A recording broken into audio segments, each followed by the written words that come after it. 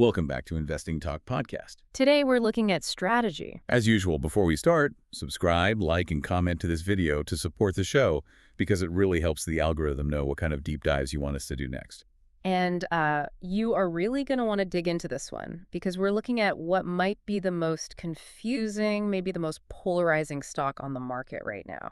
We essentially have to ask, is this even a software company anymore? Or is it basically a high-octane hedge fund disguised as a corporate entity? Right. There was this massive identity crisis here. Yeah. You have a company literally with the word strategy in its name, sitting on a 30-year legacy of, standard enterprise analytics.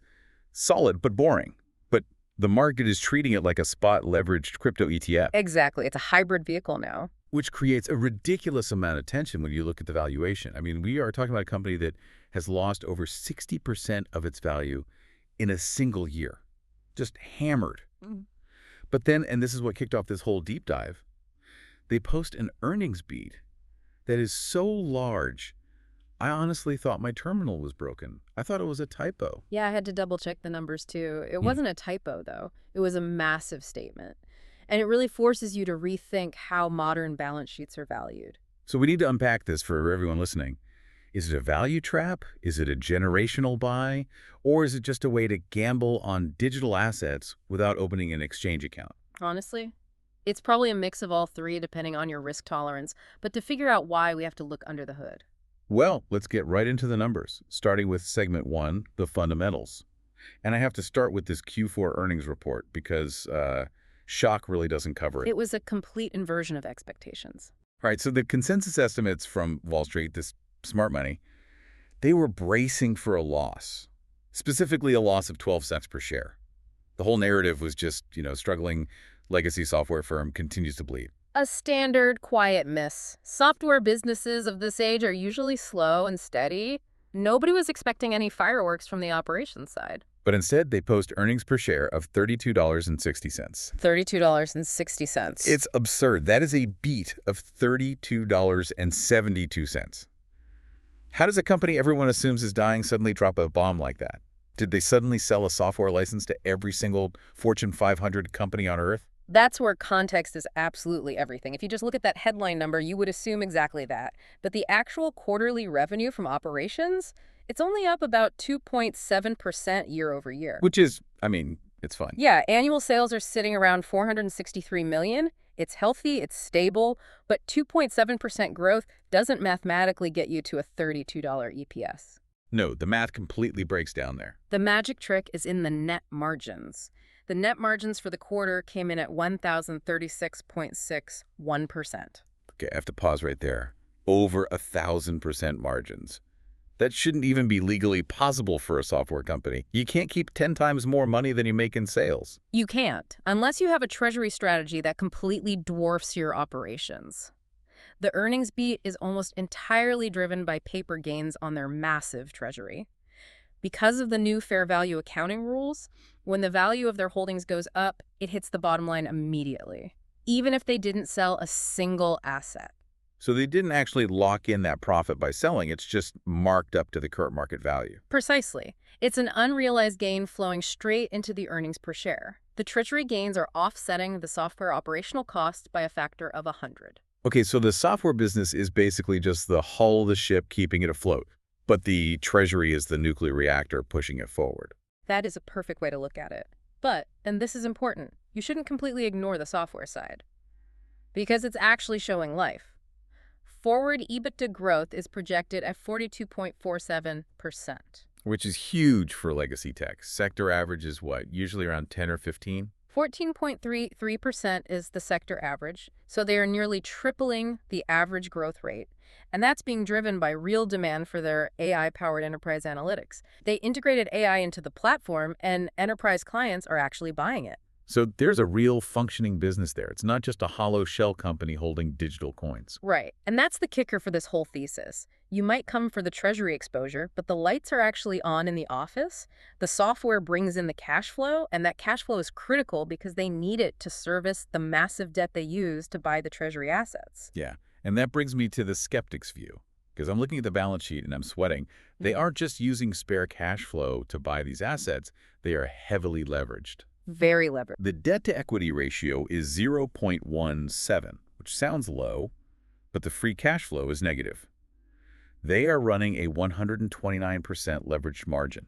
They are essentially bleeding cash to aggressively accumulate. I wouldn't call it bleeding. I'd call it a very intentional transfusion. The negative cash flow is a feature of their strategy. They are taking every spare dollar, plus proceeds from high-yield preferred stock and convertible notes, and sweeping it directly into accumulation. It's so aggressive, though. Most CFOs would lose sleep over this.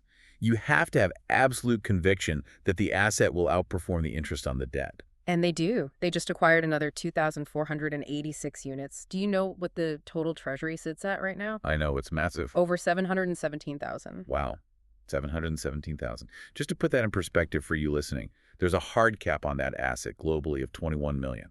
They hold nearly 3.5% of the entire global future supply. That is nation-state level accumulation. Exactly, and that is their competitive moat. Usually a moat is brand loyalty or high switching costs, but their real uncopyable moat is being the world's largest corporate treasury holder of this specific asset. Apple or Google couldn't replicate this tomorrow without driving the price up so high they'd price themselves out. So, devil's advocate here, if you are an investor, why not just buy the asset directly? Right. Or buy one of the new spot ETFs? Why take on the risk of a software company's management team and their debt? It comes down to structure. If you buy an ETF, you get one-to-one exposure. Asset goes up 10%, ETF goes up 10%. But Strategy is offering leveraged exposure. Because they use debt to buy more, you get a multiplier effect. Plus, you get an operating software business covering the interest payments. It's like buying real estate with a mortgage instead of cash. Your return on equity can be much higher because you're using other people's money. Like, leverage is great on the way up, but it cuts both ways. If the asset drops, the leverage crushes you. And let's pivot to the charts to see how the market is reacting, because crushed is a pretty good word for it lately. Yeah, the charts look like a battlefield right now. We really have to highlight the pain points here. The volatility is extreme. The stock is down 62% over the past year, and just since October 1st, 2025, it is down 65%. A brutal drawdown. Wiping out 2/3 of the value in a matter of months will test anyone's conviction. And here is the waterline that really concerns me. The stock is trading near implied treasury asset levels of roughly $68,840. But their actual cost basis, what they paid on average for those 717,000 units, is $76,052. Right. So technically, the treasury is underwater. Exactly. They're in the red on their core asset. That is a terrifying psychological place for a leveraged company to be. Usually, this is when boards panic. It's definitely the strongest bear argument. But you have to look at the trading range and the volume to see the full picture. The 52-week range is incredibly wide, from $181 up to $543. But recently, we are seeing serious consolidation right between 181 and 206. Bouncing along the bottom. Or building a floor. Look at the volume, 28.03 million shares traded recently, compared to an average of maybe 8 to 16 million. So volume has basically doubled while the price is sitting at the absolute lows. Yes. And technically speaking, that indicates a massive fight. That is institutional volume stepping in. Retail investors might be panic selling, but smart money is scooping up those shares at a discount. So you think we're seeing capitulation? I think we are hitting an oversold psychological support level. The setup is what we call coiling. Because it's so tightly correlated to its treasury asset, if that underlying asset rebounds even slightly, this stock is wound so tight with short interest, it could absolutely explode upward. Okay, so the charts are bloody, but showing signs of life. Let's pivot to what the sentiment actually is. What is the smart money thinking right now? Well, surprisingly, the overall mood metric is technically neutral, despite the 65% crash. Neutral. I would have expected extreme fear. Neutral is actually a great sign. It means the panic selling might be exhausted. And look at the headlines we are seeing. Things like, Michael Saylor is telling the truth about Strategy Stash, validating that the assets are real, they are audited, it's not some FTX situation. And I saw another one, Strategy Bet grows as preferred stock funding reshapes risk profile. It sounds super dry, but dry is good when you're dealing with billions in volatile assets. Exactly. It implies the market respects the financial engineering, and here's a massive signal. The stock actually got downgraded by an analyst recently, but right around the same time, a U.S. state retirement fund boosted its stake. A state retirement fund. Those guys buy municipal bonds and utility companies. They are the most risk-averse money on the planet. Right, so if a state pension fund is buying the dip on a leveraged tech stock down 60%, they are looking years into the future. They see it as deeply discounted digital gold. Plus, you have executives from major exchanges coming out and publicly validating the company's holdings, reinforcing trust. So what's the actual analyst consensus on this? Because catching a falling knife is usually career suicide on Wall Street. The consensus rating is a moderate buy. We have 13 buys, 3 holds, and only 1 sell rating. That is incredibly bullish for a chart that looks this bad. And the price target is even wilder. The consensus target is $505.47. 505. It's trading around 289 right now. Which represents a potential 74.9% upside from current levels. The analyst community is essentially saying the market has totally overreacted.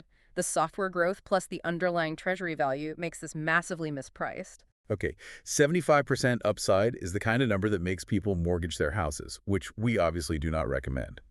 But as the data checker here, I have to initiate a reality check. Let's dive into the risks, the bear case. Because if the upside is 75%, the downside could easily be 0 if the debt spirals. That's entirely fair. The risks are very real. The primary risk is obviously the dependency on the asset class itself. We established their cost basis is around $76,000. If the asset stays below that, or worse, takes a massive haircut due to macro conditions. The stock will crater with it. It acts as a high beta proxy. Right. We've seen risk assessments flagging a potential further 40% drop if a broader downturn persists. If the underlying asset drops 40%, the leverage means strategy hemorrhages value. They could approach insolvency zones with their debt obligations. That is the ultimate correlation risk. You cannot invest in this if you are bearish on the underlying digital asset, period. And then there's the political and regulatory risk. You can't ignore Washington. We're seeing intense political pressure. Specifically, figures like Elizabeth Warren have been very critical of crypto bailouts and the energy usage of these networks. Now, we are not taking a political side here at all, just reporting the facts. But regulations targeting heavy balance sheets like strategies are a real threat. Absolutely. If regulators suddenly demand that corporate treasuries hold one-to-one cash reserves against digital assets, their entire model breaks overnight. And finally, the financial strain is already showing. They just reported record net losses. I know we talked about the huge earnings beat earlier, but the mechanical reality of their strategy means when the asset drops, they have to report massive impairment charges. It makes their financials look incredibly chaotic. Okay, I hear all of that, but let me give you the bold defense to those risks. Because the management team isn't just sitting there hoping the price goes up. They have a specific mechanism to fight this. The preferred stock strategy. Yes. They are using preferred stock funding to accumulate more of the asset during this dip. Okay, break that down for us. Because usually raising funds means diluting the common shareholders. It does, but preferred stock acts more like a bond. They are raising cash through these instruments and buying the asset at these lower prices. By doing this aggressively during the drawdown, they have actually dropped their average cost basis by roughly $25 per share. Oh, wow. So they're essentially averaging down, but using other people's money to do it. Precisely. They are diluting the risk without directly crushing shareholder value in the same way standard dilution would. They are betting that they can stay solvent and lower their break-even point enough to ride out the storm. It's financial engineering at its absolute peak. They're basically running a leveraged buyout of a digital asset. Which brings us to the final scoring. We've gone through the massive margins, the underwater treasury, the institutional buying, the regulatory threats. It's time for the verdict. All right, moving to the final scoring. Based on all the data, I am awarding strategy an 8 out of 10. An 8 out of 10, even with a 65% drawdown and Washington circling. Even with all of that. Because the thesis is incredibly strong. You are getting a discounted multi-year proxy for the best performing asset class of the decade with an AI software kicker attached to it. The valuation right now gives it a PE of 25.45. Which is actually below the sector average for tech. Exactly. It's reasonably priced. You get unmatched leverage on over 700,000 units of the asset, combined with 42% EBITDA growth in their core business. The market is pricing in fear, which gives you a discount. But we have to be completely clear on the timeline here. Absolutely crucial. This is a multi-year hold into the next macro cycle peak. Mhm. If you are a day trader or you panic when a stock drops 10% in an afternoon, do not touch this. No, stay far away. But if you believe the underlying asset will normalize and rebound over the next few years, this stock is mathematically coiled to outperform the asset itself because of the leverage structure. It's the ultimate high beta play. Well, that is a ton to digest. But before we wrap up, I want to leave you with a final thought to mull over. We've talked about strategy, doing this in isolation. But what happens if accounting rules globally start to normalize this? What happens if an S&P 500 giant, say, an Apple or a Meta, decides to dedicate just 5% of their cash pile to the exact same treasury playbook? Strategy has a massive head start. But if the dam breaks on corporate adoption, the math on global supply gets really, really weird. That is the trillion-dollar question right there. And that's all for today's deep dive. Make sure to subscribe, like, and comment if you enjoyed this analysis. We'll see you in the next one.